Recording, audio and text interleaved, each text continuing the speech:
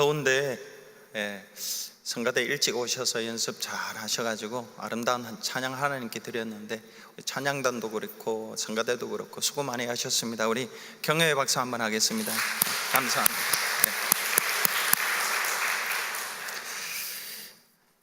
안식은 능력이다라는 제목으로 말씀을 증거하겠습니다. 예수님께서 어느 날 길을 가시다가 한 동네에 들르셨습니다. 그 동네에 마르다라 하는 자매가 살았고, 이 마르다는 예수님을 자기 집으로 초대했습니다. 이 자매는 예수님을 무척 사랑해서 이것저것 해드려야 예수님께서 기뻐하시겠다고 생각하고 이것저것 준비해서 이것저것 일을 많이 했습니다. 혼자서 분주하게 일하는 가운데 기쁨은 차츰 사라지고 이 많은 일을 혼자서 다 해야 하는구나 하는 근심이 어느새 찾아왔습니다. 그리고 흔히 하듯이 왜 나 혼자만 이렇게 일해야 하지?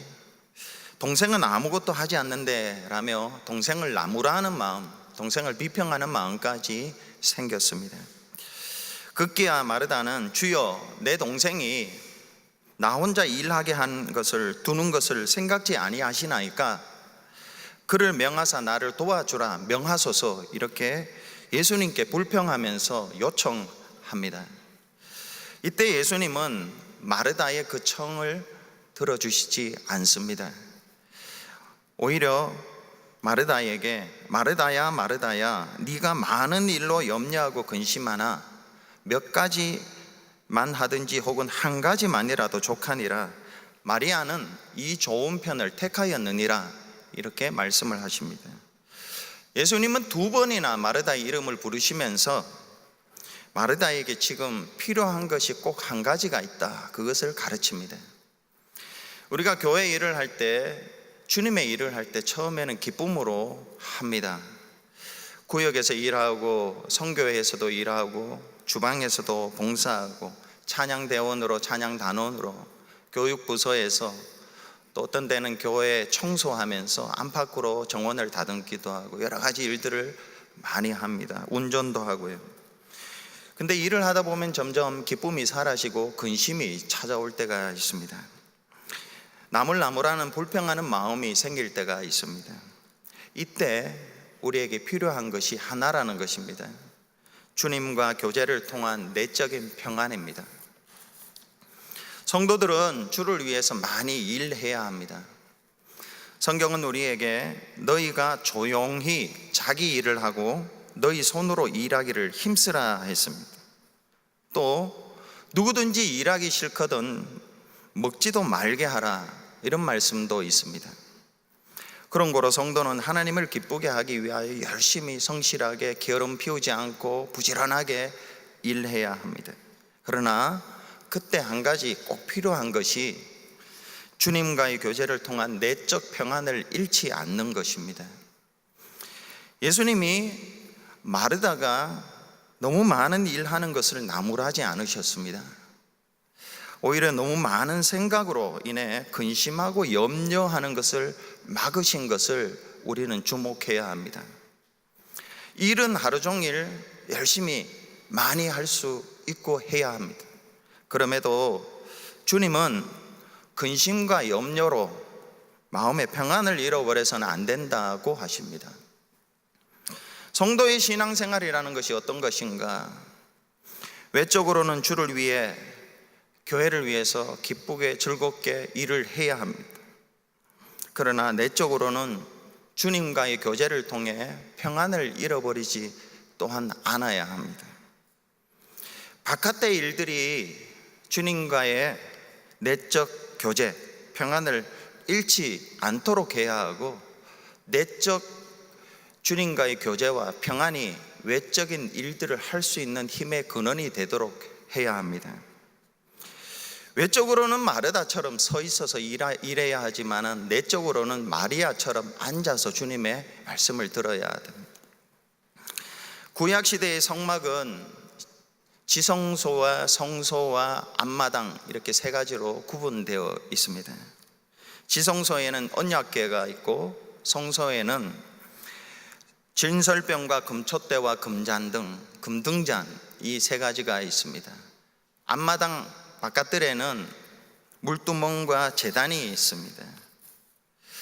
지성소와 성소 사이에는 휘장이 가로막혀 있습니다. 성소와 앞마당은 포장으로 갈라져 분리되어 있습니다. 지성소에는 대제사장이 1년에 딱 한 번 7월 10일 대속죄일에 한 번만 들어갑니다. 성소에는 아침 저녁으로 제사장들이 들어갑니다. 앞마당에는요, 레위인과 제사장들, 이스라엘 백성들이 많이 들어갈 수 있습니다. 신약 시대에 와서 우리가 하나님의 성전이 되었습니다. 고린도전서 3장 16절에 너희는 너희가 하나님의 성전인 것과 하나님의 성령이 너희 안에 계시는 것을 알지 못하느냐 했습니다. 그래서 저와 여러분의 그리스도인의 삶은 구약의 성막의 상황과 꼭 같습니다. 성막의 앞마당은 참 분주합니다. 5대 제사를 드리러 많은 이스라엘 백성들이 찾아옵니다. 얼마나 많은 사람들이 찾아왔을까요? 거기서 레위인들이 전문적으로 양과 소와 비둘기를 잡았습니다. 번제를 드리기 위하여, 5대 제사를 드리기 위하여. 앞마당에는 하루 종일 사람들로 북적댔습니다. 성소에는요, 오직 제사장들만 아침 저녁으로 들어가서 등불을 관리했습니다. 떡을 관리했습니다. 지성소에는요, 364일 동안 아무도 못 들어갔습니다. 앞마당은 사람과 짐승 소리, 악기 소리로 가득했지만 성소에는 조용했습니다. 지성소는요, 지극히 고요했습니다. 앞마당은 매우 바빴지만은 그것이 성소와 지성소에는 별로 영향을 끼치지 못했습니다. 이것이 성도의 생활입니다. 밖으로는 수많은 사람들과 접촉하고 일해야 하지만은 안으로는 변함없이 고요하고 안정이 있어야 됩니다. 성령을 통해 우리 안에 계시는 주님과의 교제를 통해서 우리 안에는 평안이 있고 외적으로는 많은 일들을 할 수 있는 것이 성도의 신앙생활입니다. 이사야 30장 15절에 너희가 돌이켜 조용히 있어야 구원을 얻을 것이요 잠잠하고 신뢰하여야 힘을 얻을 것이거늘 했습니다. 조용히 있어야 구원을 얻는다고 했습니다. 잠잠히 있어야 힘을 얻는다고 했습니다. 왜 그럴까요? 주님 앞에 조용히 있고 잠잠히 신뢰해야 구원을 얻고 힘을 얻습니다. 왜냐하면 주님은 우리를 위해서 일하고 싸우시는 분이시기 때문에 그렇습니다. 출애굽기 14장 14절에 여호와께서 너희를 위하여 싸우시리니 너희는 가만히 있을지니라. 홍해 앞에서 모세를 통해서 전해주신 말씀입니다. 너희는 가만히 있으라. 내가 싸울 거다. 두려워하지 말고 하나님의 행하심을 바라보라. 그렇게 말씀하십니다. 그랬더니 홍해가 갈라지고 마른 땅으로 홍해를 건넜습니다. 힘을 얻었고 구원을 얻었습니다. 이런 주님과의 내적이고 깊은 교제를 통해서 오는 내적 평안과 안식에서 구원과 힘과 승리를 얻을 수가 있습니다. 우리가 살아가다 보면 우리 앞에 험산 줄령이 있습니다. 사망의 음침한 골짜기를 걸어갈 때가 있습니다. 상황을 바라보며 사람을 바라볼 때는 두렵습니다. 어떻게 걸어갈까? 그때 주님 앞에서 잠잠히 주님을 바라보며 믿음으로 주님이 나를 위하여 일하시고 계시고 나를 위하여 싸우고 계신다는 것을 믿을 때에 구원을 얻고 힘을 얻고 승리를 얻을 수 있습니다. 성도는 어떤 일이 있어도, 정말 어떤 일이 있어도 아무 일 없다는 듯이 지나가는 자가 되어야 합니다. 주님은 그런 점에서 우리의 본이 됩니다. 한 번은 사람들이 예수님을 배척해서 낭떠러지에 떨어뜨려 죽이려고 했습니다. 그들이 바로 예수님의 고향 나사렛 사람들이었습니다. 고향 나사렛 사람들이 예수님을 낭떠러지에 밀어 떨어뜨려 죽이려고 했습니다. 그때 주님은 그들 가운데에서 아무 일 없다는 듯이 그냥 지나서 나왔습니다. 내적인 평안, 안식이 있었기 때문에 그렇습니다. 한 번은 제자들과 배를 타고 바다를 지나실 때 풍랑이 몹시 쳤습니다. 제자들은 소리질러 주님, 우리를 구원해 주소서 두려워 외쳤습니다. 이때 주님은 아무 일 없다는 듯이 주무셨습니다. 하나님 아버지와의 관계 속에서 쉴 수 있었습니다. 또 한 번은 사람들이 예수님을 잡고자 횃불과 무기를 가지고 예수님을 체포하러 왔습니다. 이때 예수님은 숨지 않았습니다. 도리어 나가서 너희들이 누구를 찾느냐 이렇게 물었습니다. 그러자 나사렛 예수다 하니까 예수님은 너희들이 찾는 자가 나다, 잡아가라, 이렇게 아무 일 없다는 듯이 그 일을 지났습니다. 예수님께서는 하나님 나라를 위해서 많은 일을 하셨습니다. 그것을 기록한 것을 이 세상이 두기에도 부족하다고 요한복음 21장에 보면 기록되어 있습니다. 많은 일을 하셨고 많은 사람들로부터 배척을 받으셨고 배신을 당하셨고 급기야 죽음을 경험하셨습니다. 그런데 시종일관 아무 일 없다는 듯이 그렇게 지나셨습니다. 하나님 아버지와의 관계, 내적인 평안, 안식이 그에게 분명하게 있었기 때문에 그렇습니다. 예수님처럼 성도들도 외적으로 많은 일을 해야 하고 그렇지만은 내적으로는 깊은 안식 속에 믿음의 닻을 내리고 있어야지 그 일들을 할 수가 있습니다. 그러기 위해서는 두 가지를 우리가 기억하고 행하면 좋겠습니다. 첫 번째는 예수님께서 주시는 멍에를 순종하여 매는 것입니다. 예수님이 저와 여러분에게 주시는 멍에가 있습니다. 사명이 있습니다. 그것을 피하지 않고 매는 것입니다. 주님께서는 마태복음 11장에 수고하고 무거운 짐진 자들아 다 내게로 오라, 내가 너희를 쉬게 하리라. 나는 마음이 온유하고 겸손하니 나의 멍에를 메고 내게 배우라. 그러면 너희 마음이 쉼을 얻으리니 했습니다. 결과가 마음에 쉼을 얻습니다. 마음을 쉼을 얻기 위해서 주님께서 주시는 멍에를 메워야 됩니다. 주님께서 하라고 하시는 멍에, 사명을 피해서 마음의 평안을, 쉼을 얻는다고 하지 않습니다. 주님께서 주시는 멍에, 그것을 기쁘게 질 때 주님께서 주시는 안식이 있습니다. 여러분, 제가 지금 이 그린 색깔의 이 스토를 메고 있습니다. 이게 뭔지 아세요? 이게 멍에입니다. 멍에를 상징하는 것입니다. 이것을 질 때에 주님이 약속하신 쉼이 있습니다. 히브리서 4장 9절, 10절, 11절을 제가 읽어드리겠습니다. 여러분 잘 들으십시오.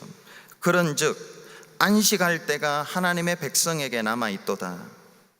그런즉 안식할 때가 하나님의 백성에게 남아있도다. 10절에 이미 그의 안식에 들어간 자는 하나님이 자기의 일을 쉬심과 같이 그도 자기의 일을 쉬느니라. 11절은 이렇습니다. 그러므로 우리가 저 안식에 들어가기를 힘쓸지니 이는 누구든지 저 순종하는 하지 아니하는 본에 빠지지 않게 함이라.